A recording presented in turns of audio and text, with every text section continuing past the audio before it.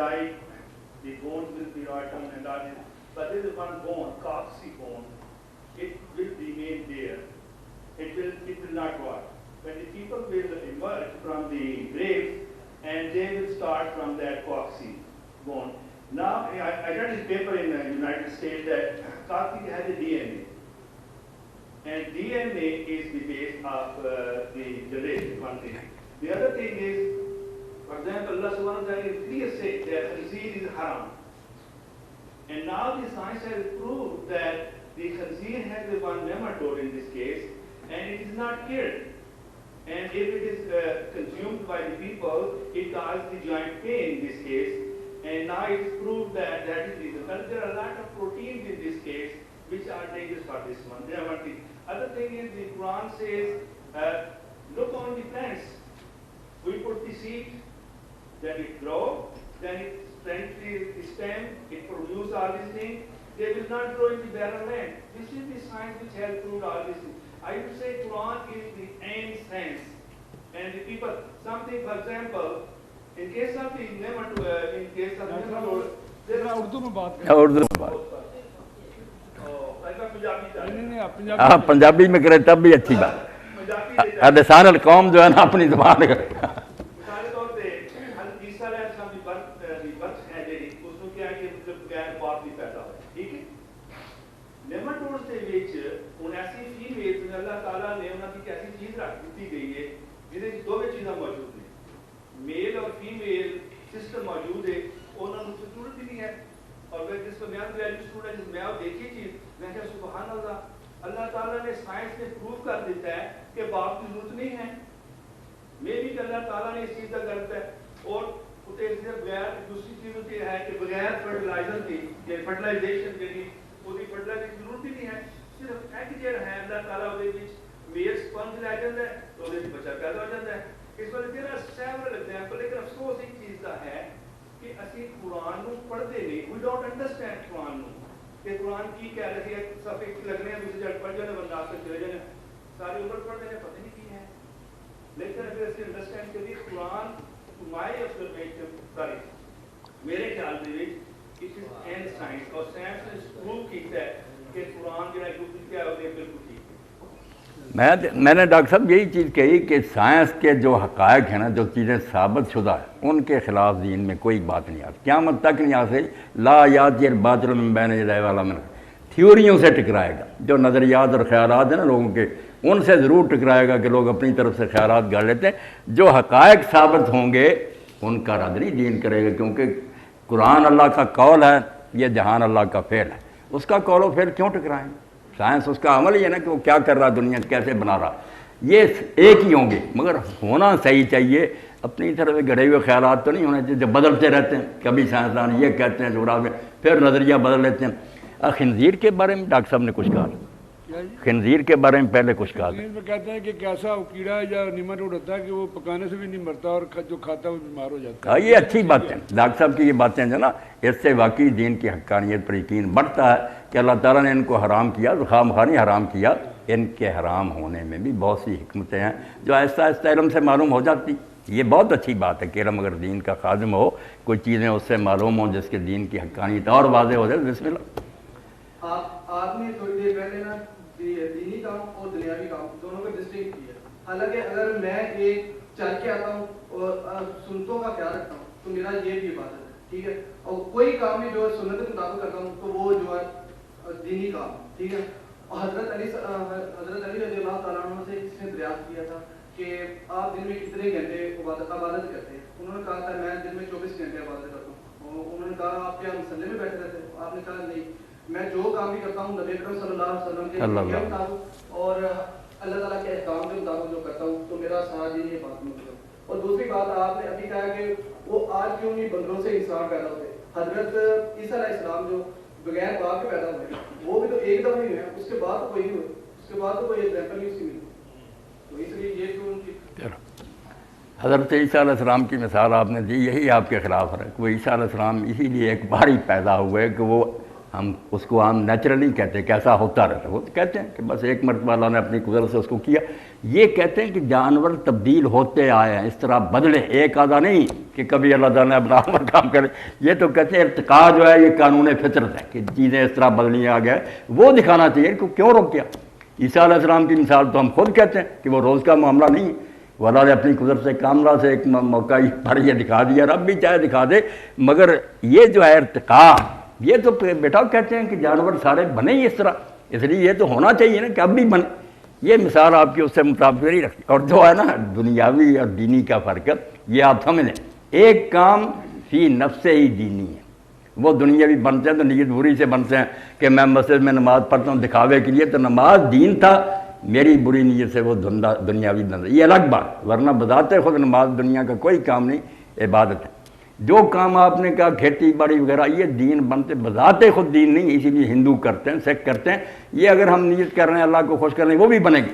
مگر آپ نے جو کھجوروں کی پیوند کے بارے میں فیصلہ فرمایا کہ مدینہ کے کاشتکاروں کو کہا کہ یہ کیا کرتے ہو کہ نر جو ہے نا کھجور اس کا بور جا کر گراتے ہو مادہ پر، ان کا تو تجربہ تھا، آپ بھی اب جانتے ہیں کہ نر مادہ، مگر آپ نے چونکہ تجربہ نہیں تھا نہ یہ کوئی دینی معاملہ تھا، آپ نے فرمایا کیوں کرتے ہو؟ انہوں نے چھوڑ دیا، فصل تباہ ہو گیا.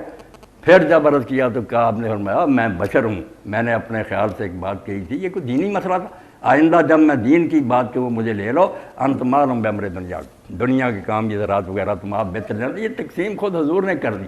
تو فرق صاف نظر آتا ہے، جس کام میں مسلم غیر مسلم دونوں شریک ہوں گے وہ دنیا کا ہوگا. اگر اس کو ہم اللہ کی رضا کے لیے کریں گے وہ پھر کنورٹ ہو جائے نیت سے، ورنہ اصل میں دنیا. اور جو عبادت کے کام ہے چرچ میں نماز وغیرہ سارے یہ ہیں فی نفس ہی بات. یہ اگر کنورٹ ہوں گے ہماری بچی سے نیت دکھاوے کی ہو گئی یا کوئی لوٹنے مارنے کی دھوکہ دے، وہ الٹ دیا اس نے. ورنہ بذات خود یہ چیزیں عبادت فی نفس عبادت اور بالغیر عبادت کی نیت کر لی تو چلو ثواب دنیاوی کم ملتا ہے، یہ الگ کام. اسی لیے مسلم غیر مسلم سارے ان میں شریک ہوتے ہیں. جی بسم اللہ الرحمن الرحیم. حضرت میں آپ سے ایک سوال کرتا ہوں، سنت فرض اور واجب میں جو فرق ہے، میں نے ایک شاید حدیثی کا سنی ہے کہ اگر کوئی بندہ فرض روزہ رمضان کا چھوڑ دے اس کے بعد ساری عمر اس کی قضا کرتا رہے تو وہ اس فرض کے درجے کو نہیں پہنچ سکتا ایک روزے کو. تو یہ ذرا آپ ان کا فرق بتائیں، کیونکہ ہمارے زیادہ تر اختلاف جو ہے نا وہ نہ فرائض میں ہے نہ واجبات میں، چھوٹی چھوٹی باتوں میں آ کے چھوٹی اختلاف ہو جاتا ہے. شکریہ. ڈاکٹر صاحب نے بہت عمدہ سوال کیا، کیونکہ دینی لٹریچر جب آدمی پڑھتا ہے تو اس میں یہ ٹرمیں سامنے آتی ہیں نا، یہ اصطلاح ان سے واسطہ پڑھتا. اب عام امت کے علماء جو ہے نا انہوں نے تو صرف احکام کی 5 قسمیں کی ہیں کہ سارے شرعی حکم جو ہے نا 5 کیٹیگری میں آ جاتے ہیں. ایک طرف فرض ہے، دوسری طرف اس کے مقابلہ میں حرام ہے. ادھر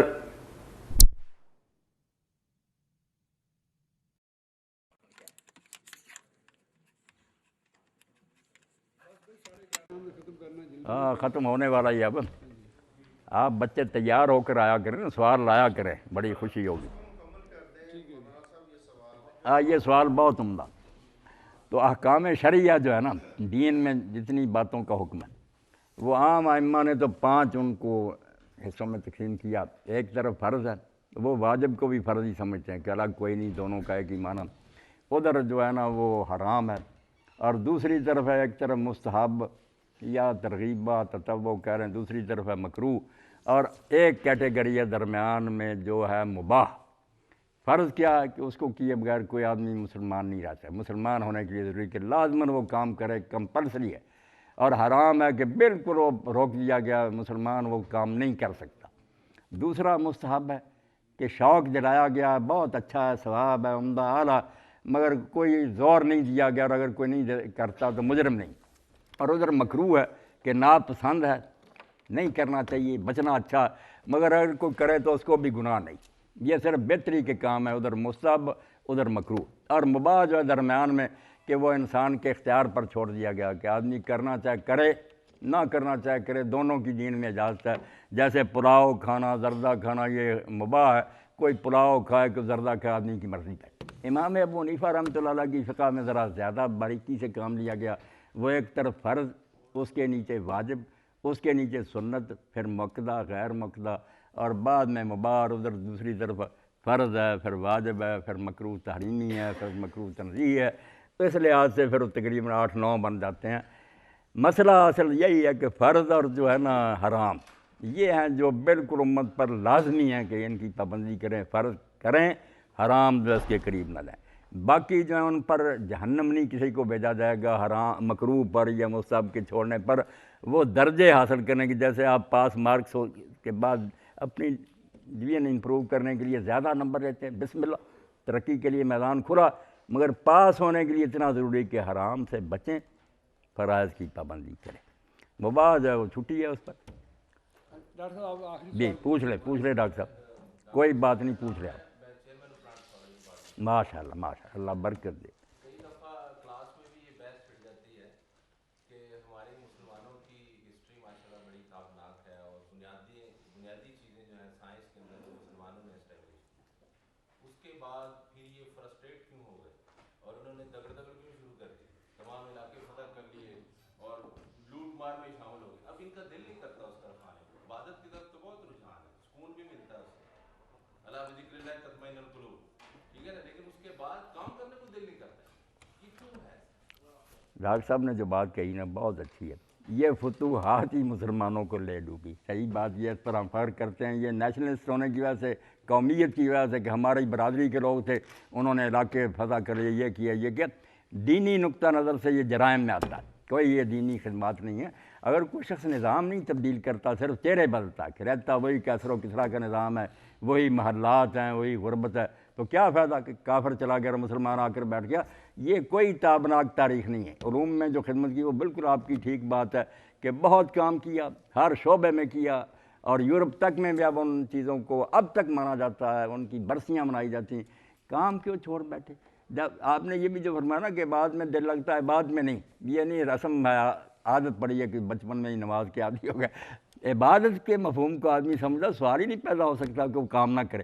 عبادت تو نام ہی اس کا ہے کہ اللہ تعالیٰ کے سامنے سر جھکانے کے بعد پلے باندھو کہ اللہ کی زمین کو بہتر انداز میں چھوڑ کر جانا، جس حال میں تم نے دیکھا تھا نا، جب رخصت ہو بہتر بنی ہوئی، اصلاح کرو، بہتری کرو۔ اس کے لیے سائنس اور ترقیاں کیوں رکاوٹ بنے؟ بندہ مومن کا تو کام ہے کہ وہ زمین کو بہتر حالت میں چھوڑے، یہ تعمیر جو ہے بہتری اچھی ہے، مگر یہ کہیں کوئی نہ عبادت، آپ کہتے ہیں عبادت کی طرف زیادہ جاتے، کہاں جاتے؟ 1000 میں سے ایک بھی مسجد کی طرف رخ نہیں کرتا، چند بوڑھے رہ گئے، کچھ نہیں۔ نماز کی طرف رخ کرتے اور نماز کو سمجھتے کہ وہ کیا کہتے، یہ بھی نہ ہوتا کہ رسم کے طور پر ادا کرتے۔ حضرت سیدنا عمر بن الخطاب رضی اللہ عنہ کا میں کہوں گا کہ ایک شخص نے عدالت میں گواہی دی اور دوسرے نے اس کا تزکیہ کیا کہ یہ بہت نیک آدمی ہے، فرمایا یار اس کے پڑوس میں رہتے ہو؟ نہیں۔ کوئی سفر کیا ہے اس کے ساتھ؟ کوئی نہیں۔ کوئی لین دین کبھی ہوا؟ کوئی نہیں۔ آپ نے فرمایا تو نے یار اس کو کسی مسجد میں رکوع سجدہ کرتے دیکھ لیا اور اس وجہ سے کہہ رہا نیک ہے، اس سے آدمی کے نیک ہونے کا پتہ چلتا۔ کئی لوگ رسم کے طور پر عادی ہوتے ہیں بچپن سے، یہ موقع ہیں جہاں پتہ چلتا ہے کہ اس آدمی کا اصل کریکٹر کیا، لین دین ہو، سفر اس کے ساتھ ہو، کوئی پڑوس میں رہے۔ تو اصل میں ڈاکٹر صاحب بات یہی ہے کہ ہماری عبادت بھی رسمی ہے، رو بھی اب برائے نام ہی ہے، کوئی نہیں، عبادت بھی بہت کم ہو گئی ہے۔ کتنے لوگ ہیں جو مسجدوں کا رخ کرتے ہیں اور سمجھ کر ادا کرنے والے تو بالکل برائے نام۔ اب دیکھیں نا، وہ 80 من تک ییلڈ لے رہے ہیں گندم کی، بدماش جو ہیں دنیا میں رول کر رہے ہیں، ہماری ییلڈ 40 من سے آگے نہیں بڑھ رہی، تو فرشتے تو نہیں لینڈ کریں گے؟ نہیں، فرشتے نہیں کریں، بالکل یہ بالکل جرم ہے، بہت جرم ہے یہ کہ اللہ کی زمین کو۔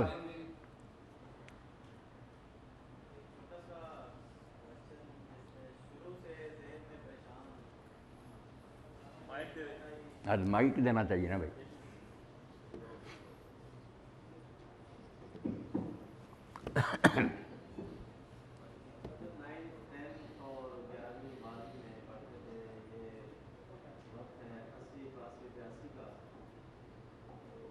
ایک ذہن میں کویسچن اس وقت سے آج تک پھنسا ہوا ہے کہ یہ احادیث بھی ہیں اور ہم نے ہر جگہ یہ سنا ہے کہ دعا کرنا اللہ تعالیٰ سے مانگنا، ہمیں اسی سے مانگنا چاہیے، کلیکٹیو اکٹھے ہو کے جب دعا کرتے ہیں اس سے زیادہ سمجھتے ہیں، پھر یہ جب مجمع میں ہم کرتے ہیں بچے معصوموں کی دعا بہت زیادہ قبول ہوتی ہے۔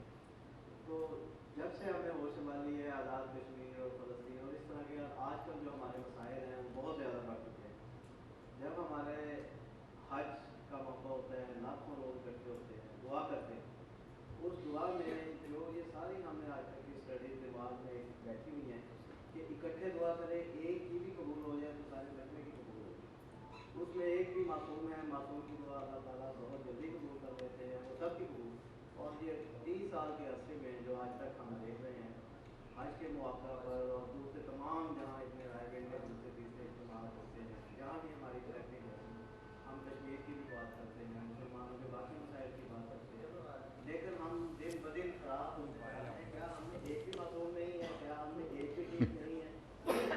یہ ایک ایسا کویشچن ہے جس میں آج تک مجھ سے یہ سالو نہیں ہو سکا, اور یہ ہمیشہ ایک پریشانی ایک دیر میں بنی رہتی ہے. کائنڈلی اگر ہم صاف ہو سکیں, میں نے پھر میں فوکس کر رہا ہوں کہ اتنے بڑے لاکھوں کروڑوں کے مجمع میں کیا ایک بھی انوسینٹ ایک بچہ چھوڑے جائے, یا ہم کسی کی بھی دعا اللہ کی طرف نہیں جا رہے کہ ہم ان مسائل سے بے عزتی سے خاص کر کریں. بالکل میں نے سوال آپ کا سن لیا.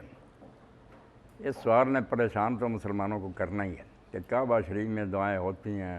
رمضان المبارک میں جب قرآن ختم ہوتا ہے امام صاحب پونا گھنٹہ روتے ہیں, دعا کرتے ہیں, لوگ بھی روتے ہیں, کوئی اثر نہیں ہوتا. ہونا چاہیے ہی نہیں. بالکل اللہ تعالیٰ کو نہیں چاہیے کہ اپنی سنت تبدیل کرے اور ہم مسلمانوں کی مدد کرے. اگر وہ ایسا کرے تو اس کا بھی کوئی قاعدہ قانون. صاف بات ہے, ان مسلمانوں کی کوئی نہیں سننی چاہیے. یہ بے شک روئیں آسمان ہرا دے نا چیخ چیخ کر, ان پر مصائب کا ہی نزول ہونا چاہیے. یہ مستقل قانون خداوندی کسی کی رعایت نہیں کرتا. اللہ کے رسول علیہ السلام خود موجود تھے, صحابہ کرام کی جماعت تھی, وعدہ تھا اللہ کا کہ 3000 کے ذریعہ مدد کروں گا. کی بھی میدان احد میں فتح ہو گئی, مگر غلط کام کیا کہ جہاں آپ نے درہ پر مقرر کر لیے تھے 50 سپاہی, تم نے درہ نہیں چھوڑنا, ہم ہارے یا جیتے. 40 بعد نہیں آئے.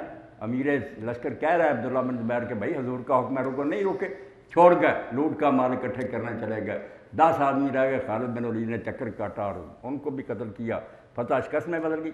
اور جب روئے چلائے سورہ آل عمران گزرے, اللہ نے کہا میں نبی کو کیا کروں, اور صحابہ کو کیوں اصول توڑا.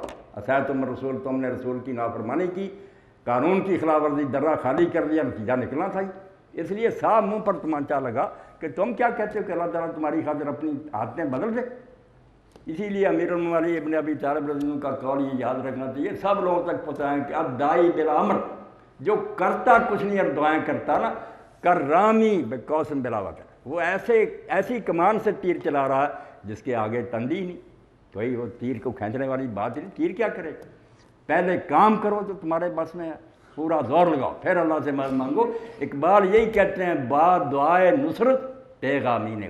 اللہ کے رسول کی ایک طرف مدد کی دعا ہوتی تھی کہ اللہ مدد کر, اور دوسری طرف تلوار آمین کہتی تھی. آمین مفتی نہیں, تلوار کہتی, پورا اسلحہ ہوتا تھا, قوت ہوتی. اب کرتے کراتے مسلمان کوئی نہیں, امام کعبہ روئے دوسرے کو کیا بنے گا. اور آپ نے وہاں کی مثال دی, میں تو جاتا رہا جانتا ہوں کہ اب امام کعبہ کتنے مظلوم ہیں اور حرم شریف کتنا محبوس ہے کہ امام کعبہ اپنی مرضی سے دعا نہیں کر سکتا, آیت نہیں پڑھ سکتا. لکھی دیتے ہیں, وہ صرف پڑھ دیتا. کبھی فکرہ رہ جاتا, پیچھے سے پڑھنا شروع کر, جیسے کتاب سنائی, کوئی خطابت نہیں, کوئی لیکچر نہیں, کوئی آزادی نہیں کہ وہ آسانی سے آرام سے ٹوکے کہ کیا کر رہے. سپاہی سامنے بیٹھا ہوتا ہے کہ اگر آیت بھی تبدیل کی اسی وقت نوٹ کر لیں. تو ایسے لوگوں پر اللہ کی رحمت نازل. اور آپ دیکھتے ہیں کہ وہ غلاف کعبہ لوگ چیخے کہ آپ نے یہ بھی کہہ دیا. میں نے کہا پڑھو, جب یہ شروع ہوا تھا امت روئی تھی کہ کعبے کو کیا ضرورت ہے اتنے غلاف کی, کہ کروڑوں روپیہ اس پر خرچ ہوتا ہے, سونے کے تار گزرتا ہے, یاشی لوگ بھوکے مر رہے ہیں اور آپ کعبے پر غلاف چلا رہے ہیں. اور کون ہے بانی اس کا یزید پلیت کہ اس نے ریشم کا لباس چلایا. بعد سے حکمرانوں نے یہ ڈھونگ رچا لیا, ہزاروں مربع زمینیں وقف مصر میں, کعبے کا غلاف تیار ہو رہا. بھائی کوئی بات ہے کرنی, اور سونا چڑھا دیا اس کے درازوں پر. علماء لکھتے ہیں کہ ولید بن عبد الملک ظالم تھا. لوگ کیا بولتے علماء, وہاں امام حسین ان کے اوپر گھوڑے دوڑا دیے گئے, علماء بیچارے کیا کرتے. ورنہ یہ کوئی دین کا کام نہیں. حضور نے پیش گوئی کی تھی کہ جیسے یہود اور نصارہ نے اپنے بعد گاہ جو ہیں ان کو بنا سنوار دیا, ایسے ہی تم قیامت سے پہلے کرو گے. بہت سونے چاندی نمائشیں, سادہ ہو, صاف ستھری ہو, خوشبودار ہو, سادہ مسجد, دیواروں پر یہ نقش و نگار اور لکھا ہوا. کتابیں نکالیں, ڈاکٹر صاحب پوچھے, فقہا بھی لکھتے ہیں کہ یہ سب حرام ہے. لوگوں کی توجہ نماز میں بڑھتی ہے, وہ دیکھتے رہتے ہیں عبارتیں کیا. جب وہ عبارت شکستہ ہوتی ہے وہ آتے ہیں, پھر بےعدبی ہوتی ہے ان کی. مگر لوگ اپنی مرضی کرتے ہیں, دین کو نہیں مانتے, اور پھر کہتے ہیں اللہ مدد کرے. اللہ مدد ان کی کرے گا جو اللہ کے بنے گے, پھر اللہ ضرور فرشتوں سے مدد کر دے گا اور اپنی قدرت کاملہ سے تھوڑے ہوتے ہی فتح دے گا. ورنہ اللہ کو کیا ضرورت پڑی ہے کہ وہ اچھے کام ہماری نسبت کریں, پھر بھی اور ہم کلمہ کو کرو ان سے بدتر ہوں، اللہ تعالیٰ خام خواہ پارٹی بنے. تو اللہ کا گلہ نہ کریں، اپنی شکایت کریں کہ ہم کیا کریں. پوچھ رہے کر لو آخری سوال. آخری کر رہے ہیں نا، وقت ہو گیا. جی کریں. کوشچن وہی ہے، اس بات سے کوئی اختلاف نہیں ہے کہ ہم کریں گے، اچھے کام کریں گے تو ملے گا، اچھا نہیں کریں گے تو نہیں ملے گا. یہ بات اس حوالے سے بھی ٹھیک ہے جو آپ نے بھی نبی پاک صلی اللہ علیہ وسلم کو ڈس اوبے کیا تو ڈیفینیٹلی اس کا نقصان تو ہونا ہی تھا، تو وہ ہوا. کوشچن وہی ہے کہ کیا اتنے بڑی مجمع میں جو چھوٹے بچے ہیں، جو معصوم ہیں، وہ بھی ہمارے ساتھ ہمارے پیچھے اسی طرح مانتے ہیں. ہمیں سائنٹیفکلی ہمیں یہ دیکھنا ہوگا کہ وہ جو چھوٹے بچے جن کو ہم انوسینٹ کہہ چکے ہیں، اللہ تعالیٰ خود بھی کہ یہ بالکل انوسینٹ ہیں، ان کی باتیں، وہ بھی تو وہاں دعا مانتے ہیں. کہ کہاں پرابلم کہاں آ رہا ہے ایکچولی ڈاکٹر صاحب اس میں میں نہیں، آپ بالکل سچے ہیں. اللہ تعالیٰ ان معصوم بچوں کو کیا کرے، وہ بھی اگر بچے ہوئے ہیں تو سمجھے ان کی برکت سے ہم بھی کچھ نہ کچھ پھر بھی رعایت مل رہی، ورنہ صفحے سے زمین سے اللہ ختم کر دیتا. جو بالغ لوگ ہیں نا، اللہ ان کے اعمال دیکھتا ہے کہ اس قوم، ورنہ طوفان نوح آیا تو معصوم بچے تو وہاں بھی تھے. امام ابن کثیر نے ایک واقعہ لکھا دل ہدایت دینے والا کہ اگر جب عذاب آتا اللہ بچوں کا خیال کرے تو اس وقت کرتا. کہ ایک ماں تھی، اس کا ایک بچہ تھا گود میں، جب پانی بڑھنا شروع ہوا اس نے اس کو اٹھا لیا یا سینے سے لگا. جب اور پانی بڑھا تو اس نے اپنے کندھوں پر اٹھایا، پھر بیچاری نے سر کے اوپر اٹھایا، پہاڑ پر چڑھ گئی مگر ڈوب دیا گیا، ڈبو دیا اللہ. تو وہاں لکھا کہ اگر اللہ تعالیٰ ایسے ظالموں پر رحم کرتا تو وہاں کرتا کہ ماں کتنے ترلے دے رہی تھی، مگر نہیں کر سفر پہ. اور حضور علیہ السلام نے اتنی تسلی دی کہ فیصلہ تو ہوگا بھائی لوگوں کے کردار پر، باقی جو ان میں بے گناہ ہوں گے تھوڑے سے وہ قیامت کے دن ضرور ان سے الگ ہو جائیں گے، ان کو اللہ تعالیٰ انعام دے گا. مگر جب وبائے عام آتی ہے اور اللہ کی طرف سے پکڑ، اس میں پھر کہاں یہ فرق کیا جاتا ہے، زلزلہ آتا ہے سب کچھ لے جاتا ہے. اس کا جواب جو میں اتنے عرصے سے سوچ رہا ہوں اور یہ آپ بھی دیں. آپ بھی میرے یہ ایکچوئل ہے کہ ہم سب لوگ جتنے بھی ہم مسلمان ہیں، نیک کام کرتے ہیں. مسئلہ یہ ہے کہ وہ جو ہمارے چھوٹے بچے ہیں جن کو ہم معصوم کے گھر میں ہیں، ایکچوئل جب ہم اپنے عمل اور اپنے رزق میں حلال چیزیں نہیں رکھتے، اس میں حرام شامل کر دیتے ہیں، الٹیمیٹلی کوئی حرام کا نہیں ہوتا. ہم چلتے چلتے ایسی ایک مونگلی اٹھا کے کھا لیں، حالانکہ اس میں اس پہ حرام نہیں لکھا ہوا، لیکن وہ ایک غلط ہم نے لے لیا. وہ جب ہمارے میٹابولزم میں شامل ہو گئے وہ سلسلہ، ایکچوئل ہم اس اسٹیج پہ چلے گئے ہیں جہاں سے اب واپسی ممکن نہیں. یہ وہی بات ہے جیسے ایک قطرہ دودھ میں گر جائے گند کا تو وہ صحیح نہیں ہو سکتا. تو یہ ایکچوئل وہی پرابلم ہے. ہم نے اپنے سارے کھانے پینے، رزق حلال حرام کی تمیز کو سبھی لوگ تقریباً آئی تھنک بھول گئے ہیں، کہیں نہ کہیں ہم نے ایسا شامل ہو گیا ہے. ہو گیا. اب یا تو یا ہم وہ جیسے نا جب ایک بیماری ایک اسٹیج تک پہنچ جائے، اس اسٹیج کے بعد ہم بھی گھر میں بیٹھے ہوتے ہیں، کئی بزرگوں کو دیکھا ہے، پھر ہم سورہ یاسین پڑھتے ہیں یا اللہ اس کا پتہ ڈالتے ہیں. ہم ایکچوئل اس کرپشن میں، اس برائی میں، یہ جو غلط ہے اس حد تک پہنچ گئے ہیں کہ اب ہماری واپسی ممکن نظر نہیں آ رہی. یا تو ہم اپنے حلال کریں، خون کو سارے کو نکال دیں، اور وہ ممکن نہیں. جب نکلے گا ہم بیٹھ ہو جائے گی. اور یہ اس کا نہیں، نا امیدی کا تو ڈاکٹر صاحب کوئی سوال نہیں. یہ جو ہے کہ ایسا ہو نہیں سکتا، ایسی کوئی بات نہیں. اگر لوٹنا چاہیں لوگ، توبہ کرنا چاہیں، بعض بات ہیں تو آ سکتے ہیں، مگر اس کے لیے کوشش کرنی پڑے گی. خود لوگ جو ہیں وہ اپنے آپ کو بدلنے کا ارادہ کریں. جی شکریہ مولانا.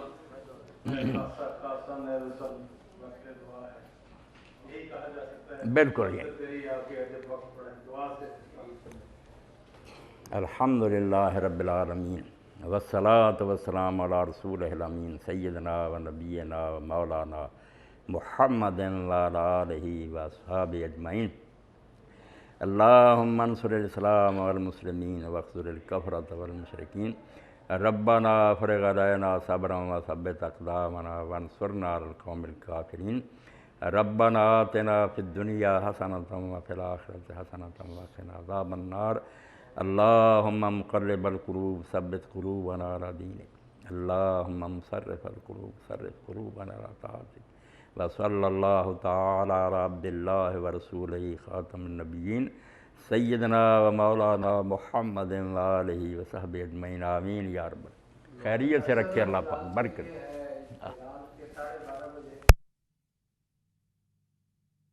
الحمدللہ. مولانا صاحب میرے ذہن 'ਚ ਇੱਕ ਸਵਾਲ ਇਹ ਆ ਕਿ ਮੈਂ ਜਿਹੜਾ ਦੀਨ ਨੂੰ ਸਮਝਦਾ, ਮੈਂ ਜਿਹੜੇ